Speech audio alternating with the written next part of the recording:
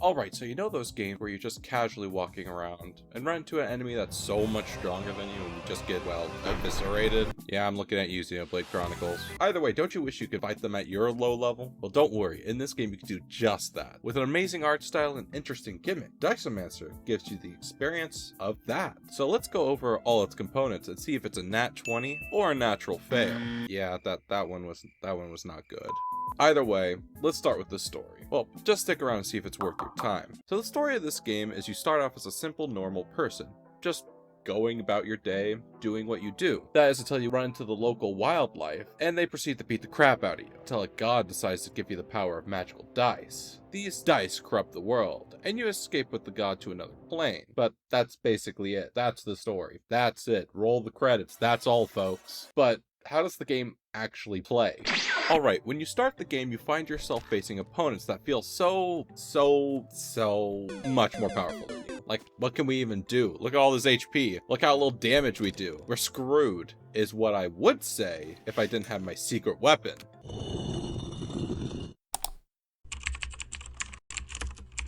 Cheating. Huh? Yep, that's right. Cheating. Those dice powers that we got, yeah, they just let us cheat the game. You see, we can use those to re-roll any number on the screen. Any of them. Oh, they have literally 99 armor? Let's make it 3. Only do 1 damage? Nah.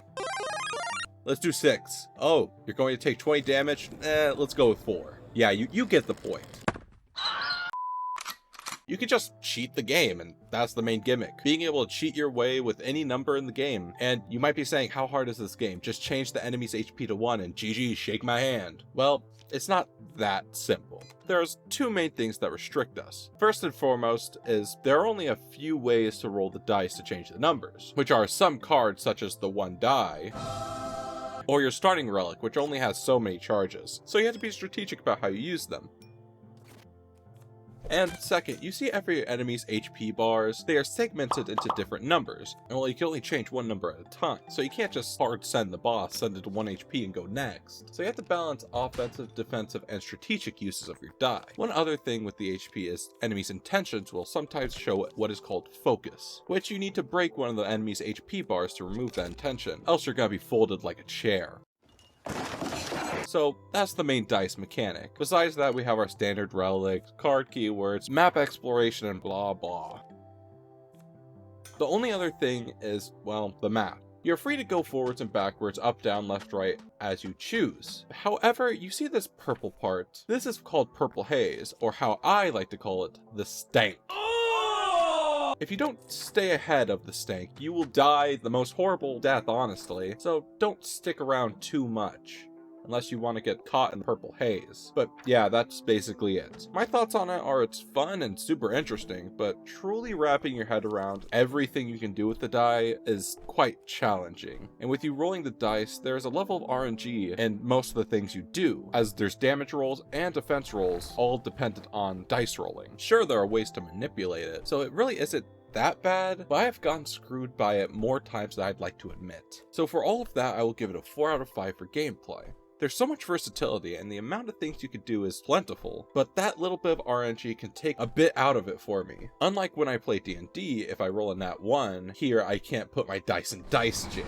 Yeah, that's where you deserve to be. What you deserve for making me fail my acrobatics check, plunging me straight into another character sheet. But while I'm rolling up my next Harangon, let's take a look at visuals. So, with visuals, hey, Mark, you're getting ahead of me. Ever. In the He's history still of going. forever. I think about this every day. Go ahead.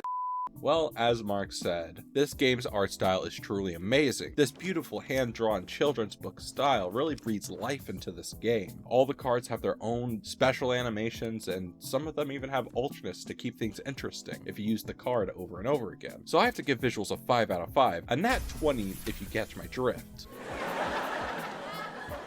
But does audio match its roll? Alright, let's see the roll.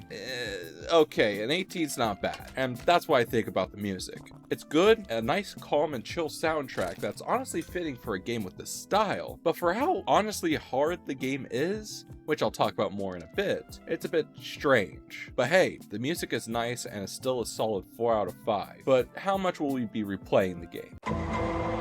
Alright, full disclosure, I've never actually beaten a run. It's pretty difficult to put into words how disgusted I am. I got pretty close, but looking at the game from a replayability/progression standpoint, it has a very basic progression system where you get EXP based off how far you get into the game. This allows you to unlock upgrades and soon new orbs. As you can see, when you start a run, you have to essentially choose a class using these orbs. When you choose these classes, you get access to different colored cards, just like a very many different roguelike deck builders. This is basically the progression and replayability you have. No unlocking characters or any other craziness. It's pretty cut and dry. But for what it is, it's not bad. I think it's a solid 3 out of 5 for replayability, but difficulty definitely helps out a lot.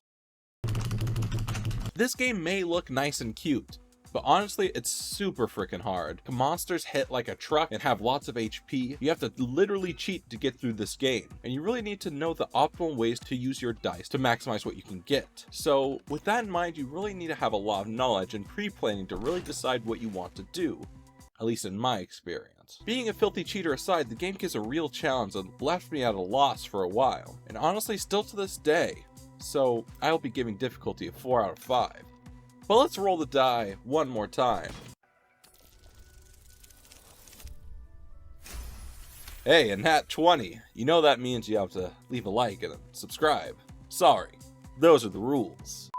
Also, let me know your favorite dice-related memory. Why? I don't know, it's Diceomancer. It's dice. Just I don't know, you play D&D, like board games, just anything dice-related. Just let me know, I'm curious.